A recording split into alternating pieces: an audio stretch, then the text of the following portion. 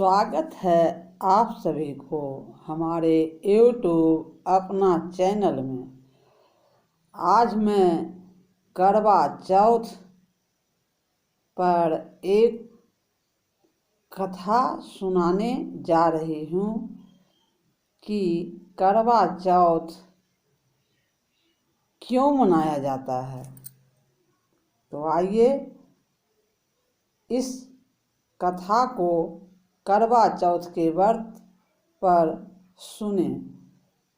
बहुत समय पहले की बात है, एक साहूकार के 7 बेटे और उनकी एक बहन करवा थी।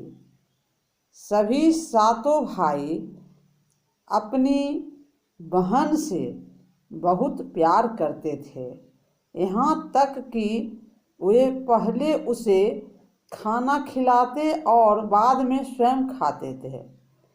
एक बार उनकी बहन ससुराल से मायके आई हुई थी।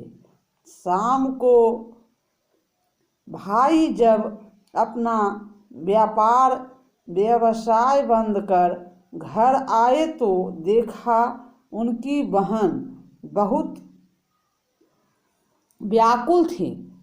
सभी भाई खाना खाने बैठे और अपनी बहन से भी खाने का आग्रह करने लगे, लेकिन बहन ने बताया कि उसका आज करवा चौथ का निर्जल व्रत है और वह खाना सिर्फ चंद्रमा को देखकर, उसे अर्घ देकर ही खा सकती है। चूँकि चंद्रमा अभी तक नहीं निकला है, इसलिए वह भूख प्यास से व्याकुल हो उठी है।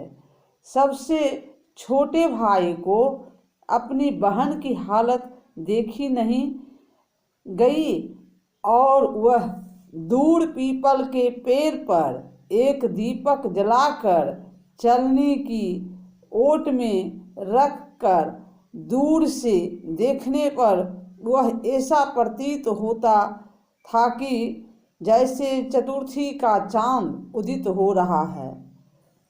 इसके बाद भाई अपनी बहन को बताता है कि चांद निकल आया है, तुम उसे अर्घ देने के बाद भोजन कर सकती हो। बहन खुशी के मारे सीढ़ियों पर चढ़कर चांद को देखती है। उसे अर्घ देकर वह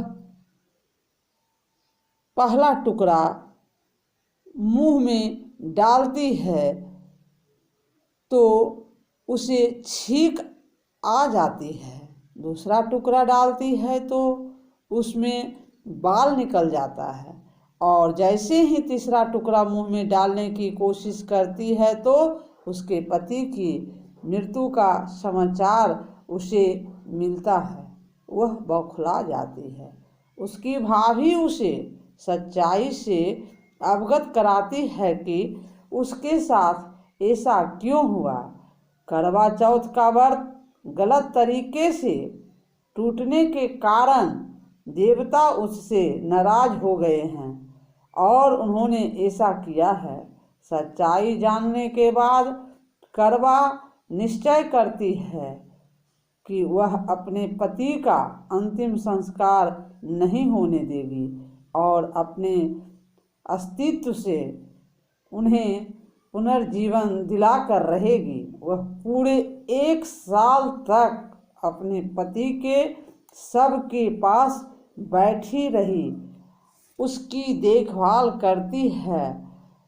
उसके ऊपर उगने वाली सुईनुमा घास को वह एकत्रित करती जाती है।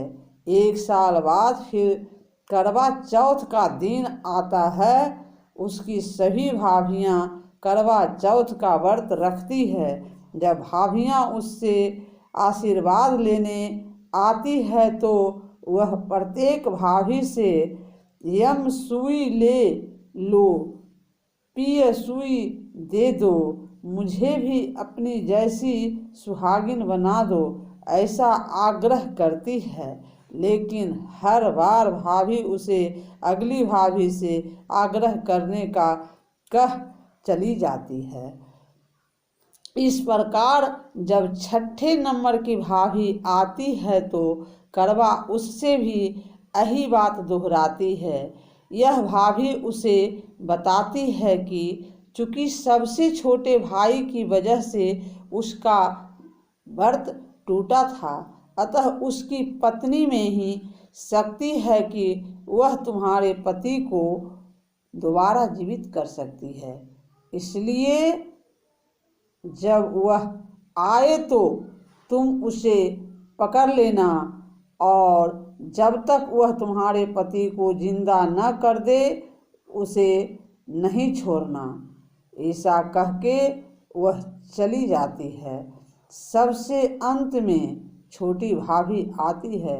करवा उनसे भी सुहागिन बनने का आग्रह करती है, लेकिन वह टाल मटोल करने लगती है। इसे देख करवा उन्हें जोर से पकड़ लेती है और अपने सुहाग को जिंदा करने के लिए कहती है। भाभी उससे छुड़ाने के लिए नोचती है, खसोटती है, लेकिन करवा नहीं छोड़ती है। अंत में उसकी तपस्या को देख भाभी पसीज जाती है और अपनी छोटी अंगुली को चीरकर उसमें से अमृत उसके पति के मुंह में डाल देती है। करवा का पति तुरंत श्री गणेश कहता हुआ उठ बैठता है। इस प्रकार प्रभु कृपा से उसकी छोटी भाभी के माध्यम से करवा को अपना सुहाग वापस मिल जाता है। हे श्री गणेश, माँ गौरी जिस प्रकार करवा को चीर सुहागन का वरदान आपसे मिला है, वैसा ही सब सुहागिनों को मिले। जय श्री करवा चौथ महाराज की जय।